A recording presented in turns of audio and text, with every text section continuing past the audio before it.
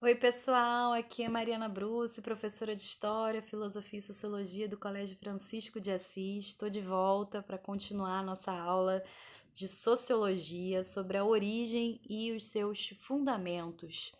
Na aula passada, eu falava um pouquinho para vocês sobre o surgimento da sociologia, como ela surge, né, nesse contexto de afirmação de uma nova ciência.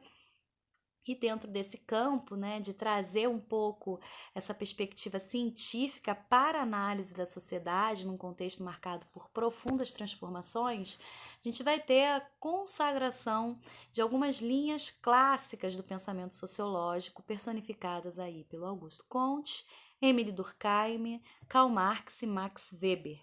Então, a proposta é que nessas aulas a gente possa falar um pouquinho sobre cada um deles. Na aula passada, a gente falou um pouquinho sobre o Comte e o positivismo, que é parte aí dessa corrente positivista funcionalista, que tem como principal característica a ideia de que a sociedade precisa ser compreendida a partir do entendimento de que existe uma vida social acima e fora dos indivíduos, ou seja, há uma preponderância da consciência coletiva sobre o indivíduo. Em outras palavras, a ideia de que nós indivíduos, cada indivíduo, é determinado por algo que é exterior a ele. Então, eles são inseridos numa sociedade e essa sociedade pré-existente teria uma consciência coletiva que, com seus padrões ou leis, influenciam a formação desse indivíduo e determinam as condições das suas relações sociais. E aí, na aula passada, falei em maiores detalhes sobre o Augusto Comte, trabalhamos aí esse mapa mental do Comte e a proposta é que a gente hoje aprofunde um pouco mais um outro sociólogo também dessa corrente funcionalista, positivista, que é o Émile Durkheim. Então tem também aí um outro mapa mental que vai ser importante para a gente entender as particularidades do pensamento do Durkheim, este sim que vai ser de fato o primeiro sociólogo a elaborar com maior detalhe, com maior fundamentação, um método científico para o estudo da sociedade. Porque o Comte, ele foi pioneiro no sentido de chamar atenção para essa necessidade de aplicar a ciência para o estudo da sociedade. Ele elabora toda a teoria dele lá dos 3 estágios, do positivismo, dessa perspectiva da ciência como caminho para promover o desenvolvimento humano. Mas quem cria o método sociológico, né, estabelecendo aí como estudar essa sociedade, qual o objeto da sociologia e, inclusive, né, desenvolvendo alguns ensaios experimentais dentro dessa perspectiva, é o Emile Durkheim. Então a gente hoje vai entender um pouquinho melhor como que o Durkheim entende esse método científico para o estudo da sociedade. Então ele é considerado justamente um dos pais, né, da sociologia, porque ele vai sistematizar esse estudo da sociedade como uma ciência, né? Uma ciência que se preocupa entender os processos sociais que geram essa consciência coletiva que determina o comportamento dos indivíduos. Então, percebam que o olhar do Durkheim não é para os indivíduos, né, mas sim para o todo, para a sociedade como um todo, para o que ele vai, para as coisas que determinam o funcionamento dessa sociedade, né? E aí, para tanto, dentro desse método científico, ele vai ressaltar a necessidade, né, de você ter uma neutralidade na análise social, uma objetividade, um distanciamento do pesquisador, do cientista, da análise dessa realidade, justamente trazendo um pouco desses acúmulos dos estudos das ciências naturais para a análise da sociedade. E aí, nessa lógica, ele chega aos chamados fatos sociais, que vão ser considerados o objeto do estudo da sociologia. Os fatos sociais, eles dizem respeito aos costumes, aos comportamentos humanos, que na vida coletiva vai ganhar algumas características específicas que a gente vai analisar. Então, o fato social é tudo aquilo que determina esse comportamento dos indivíduos. E aí, o que determina o comportamento dos indivíduos? O que define um fato social? São três características principais. É tudo aquilo que combina uma ação coercitiva, geral e exterior a esses indivíduos. Vou explicar um pouquinho melhor o que isso significa. Então, o que é um fato social? Para ser um fato social e, portanto, um objeto relevante para o estudo da sociologia, é necessário você considerar três características, como eu falava anteriormente: a exterioridade, a generalidade e a coercitividade. O que significa a exterioridade? É o fato social, ele não surge, ele não vem de você, ele não é inato, ele não nasce com você.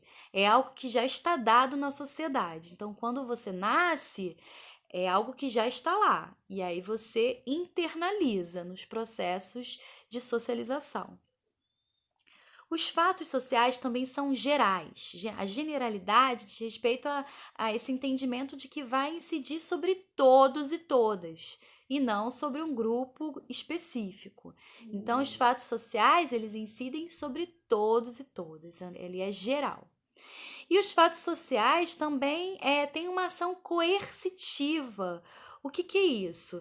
Se você não cumprir com um determinado padrão, você vai sofrer algum tipo de retaliação. Há um constrangimento, ou psicológico, ou até mesmo físico, para que você se enquadre dentro de um determinado padrão. Então, por exemplo, você não vai sair pelado andando pela rua, né? Você compreende que para você ser inserido na sociedade que você nasceu, você precisa se comportar a partir de determinados padrões. Então, nessa sociedade, você tem um padrão que é o uso da vestimenta, né? Essas vestimentas, elas variam de uma cultura a outra, mas ela tem algumas características importantes, que é o fato de que você não pode simplesmente sair pelado, porque se você sair pelado, você vai ser punido. Existem leis, inclusive, que vão criminalizar quem saia pelado pela rua. Então, não é algo que diga respeito apenas ao que você deseja. Ah, mas eu gostaria de sair pelado pela rua. Não importa o que você gostaria de fazer. Na sociedade que você vive, essa norma não é considerada. Você precisa colocar uma roupa. E em determinados ambientes existe uma roupa específica para esses ambientes, né? Eu, como professora aqui do Colégio Francisco de Assis, eu estou usando aqui o meu uniforme, estou usando o jaleco. Vocês, como estudantes, também usam aí o uniforme. Vocês não podem andar da forma como vocês querem, simplesmente. Existe um fator ali que, de alguma forma, determina o comportamento de vocês, que vai além do seu desejo individual, que incide sobre toda a coletividade e que vai ter uma ação coercitiva se você não cumprir com aquele combinado. Se a gente considera a nossa escola, o nosso colégio, como um microcosmo dessa sociedade, o uso do uniforme, ele é um fato social, justamente porque ele não o uso do uniforme não depende do seu desejo individual de usar uniforme, é algo que é pré-determinado, é preciso utilizar uniforme na escola. Ele é geral, ou seja, ele vai incidir sobre todo o corpo de estudantes. Então, não existe um ou outro estudante que possa ou não possa utilizar, todos devem usar o uniforme. E quem não utiliza o uniforme sofre algum tipo de punição, ou uma advertência, ou não pode entrar na escola, enfim. Tem esse combinado e ele precisa ser cumprido. Portanto, tudo isso, todos esses padrões sociais que determinam o comportamento dos indivíduos são relevantes para o estudo da sociologia. E é assim que o Durkheim ele vai aprimorando o método científico para o estudo da sociedade. E como um dos seus desdobramentos aí no entendimento das dinâmicas sociais, vai ser o acúmulo que ele vai ter na sua reflexão sobre o que geram os laços entre os indivíduos. Então, em uma sociedade a gente não vive sozinho. Os seres humanos, eles precisam se relacionar uns com os outros. E o Durkheim, ele vai querer entender o que gera esses laços de união, o que gera esse tecido, né, que une um indivíduo ao outro, que ele vai chamar de solidariedade. E aí ele vai perceber, lembra lá no começo, que a sociologia ela surge num contexto de grandes transformações, de consolidação do capitalismo após as revoluções burguesas, após a Revolução Industrial. O mundo estava sendo transformado de maneira radical e essas pessoas estão querendo entender que sociedade é essa que está se forjando nesse cenário. Então, o Durkheim, ele analisa aquela sociedade industrial, né, do século XIX, e ele percebe como ela era diferente em relação às sociedades anteriores. E aí ele vai elaborar o conceito de solidariedade mecânica e solidariedade orgânica para refletir sobre essas dinâmicas sociais. Então, por exemplo, nas sociedades pré-industriais, ele fala que predomina uma solidariedade mecânica, que é o quê? É como se fosse um funcionamento de um relógio, né? Os indivíduos, eles estão ali numa relação mais horizontalizada, ou seja, sem grandes diferenciações sociais. Imagina uma realidade ali tribal. As pessoas ou aldeana, as pessoas compartilham ali do mesmo universo cultural, dos mesmos valores, elas vivem no mesmo território, elas cumprem funções pré-determinadas ali, os papéis sociais são muito bem definidos, você tem uma lógica social que não dá muito espaço para escolhas individuais. O indivíduo, ele praticamente não existe dentro daquela coletividade, né? O que determina ali os laços é justamente uma lógica social em que há um predomínio dessa coletividade sobre os indivíduos. Então, o que predomina, as pessoas estão aliançadas, estão unidas por uma solidariedade mecânica. Então, não há ali um processo consciente, racional de gerar essas ligas, né? A coisa é mais espontânea, digamos assim, porque as pessoas estão numa relação mais horizontal. Já nas sociedades industriais, há uma maior diferenciação social, as relações são mais verticalizadas. Se você pensar a realidade de uma fábrica, por exemplo, operária, você tem claramente a figura do patrão, né, do capitalista, dos operários, trabalhadores. Você tem lógicas sociais extremamente diferentes e uma maior interdependência entre esses indivíduos, porque você vai ocupar apenas um pequeno papel dentro desse ramo social em que você, por exemplo, é um operariado, você opera uma máquina de uma indústria o dia todo ali para receber um salário, para com esse salário poder comprar a sua comida. Diferente lá na aldeia que está todo mundo produzindo o que vai comer. Na sociedade industrial, você depende dessa relação, você depende de receber um salário, você depende de ter um emprego, você depende de alguém produza a comida, você depende de comprar a comida. Então, as relações elas são mais interdependentes e isso gera a necessidade de se construir mecanismos que garantam essa união. Nas sociedades industriais, onde há uma maior diferenciação social, há também um maior grau de individualização. Então, nesse sentido, há um maior esforço para construir essas relações, né? Há um esforço consciente, deliberado para estabelecer padrões, normas, leis que garantam que todo mundo vai trabalhar, que todo mundo vai se comportar como, todo mundo deve se comportar de acordo com uma determinada forma. Então, você precisa do Estado, você precisa das leis, você precisa da indústria ali, você precisa da educação, da escola. Então, você vai ter diferentes instituições que vão ser responsáveis por gerar esses laços, por construir esses laços entre as pessoas. E nessas sociedades industriais, como há uma maior predominância do indivíduo, ele é alvejado por todas essas estratégias que vão buscar enquadrá-lo dentro de um determinado padrão, mas nem sempre esses esforços, essas estratégias vão ser bem-sucedidos.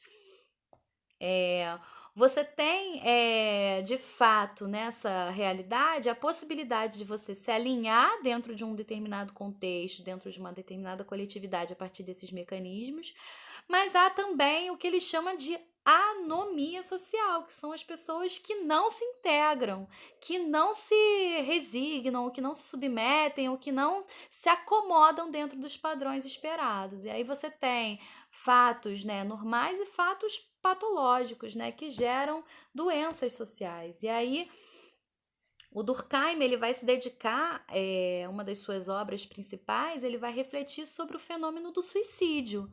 O suicídio como expressão, em alguns casos, de uma anomia social. Na verdade, ele vai fazer uma tipologia dos suicídios, ele vai entender o suicídio como um fenômeno social, como um fato social, que não diz respeito apenas ao indivíduo, mas que expressa, é uma expressão de determinados padrões existentes na sociedade, é uma consequência, é um reflexo desses padrões. Então, mesmo o suicídio egoísta, né, motivado por uma ação individual, ou altruísta, motivado por uma dimensão heróica ou algo nesse sentido, o suicídio em si ele é entendido como algo que não é explicado exclusivamente pelo ímpeto individual, mas sim como algo que diz respeito a uma reação a esses padrões sociais. E aí ele vai refletir principalmente sobre o que ele chama de suicídio anômico, que vem dessa realidade, dessa anomia social. Ou seja, você tem esforços dentro da sociedade, de construir essas ligas, de construir essa solidariedade entre as pessoas, de determinar esses padrões, de essas formas de comportamento, como cada um deve estar ali alinhadinho, como cada um deve ser dentro da sociedade industrial, cada um ocupando seu lugar específico, isso dentro de uma realidade conflitual, né? Porque você tem o operariado, você tem o dono da fábrica, que não estão em realidades parecidas, né? Uma relação mais vertical. Então você tem toda essa complexidade aí, diferente lá das sociedades pré-industriais, que não são tão complexas assim, mas dentro dessa complexidade da sociedade industrial, o fenômeno da anomia social é justamente essa galera que não consegue se enquadrar nos padrões. E um dos efeitos dessa dificuldade de se enquadrar a esses padrões é o suicídio. Como havia muitos suicídios lá no século XIX, isso chamou a atenção do Durkheim porque ele falou: pô, peraí, então o suicídio não é algo exclusivamente individual. Há uma explicação científica, sociológica para o fenômeno dos suicídios ali naquelas sociedades. E aí ele vai embora aplicando o método proposto por ele, um método científico de análise da sociedade que define muito bem o que é esse objeto de estudo da sociologia, esses fatos sociais, e que vai ter vários desdobramentos até hoje, né? Que muitos autores ainda se apoiam na obra do Emile Durkheim para estudar a sociedade. Outros autores fazem uma crítica severa aos seus princípios e vão construir outras linhas de pensamento.